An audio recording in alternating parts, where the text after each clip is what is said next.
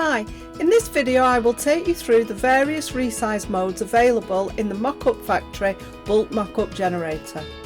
Understanding how each mode works will help you get perfect mockups every time. Firstly, fill. This will take the edge of your design and enlarge to fully fit your smart object. This can lead to some areas of your design being cropped. Next, fit. Fit will make your design fit but will not crop any of the design. The entire design will be visible but there may be empty space. Then we have stretch.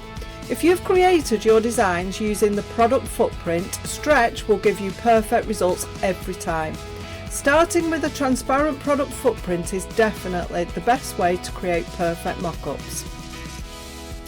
Then we have No-Resize. This mode depends on your design and outline being the perfect size for the smart object.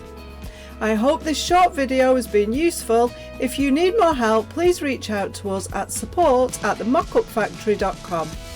If you are not already a subscriber, visit themockupfactory.com to discover how you can create hundreds of mockups in minutes.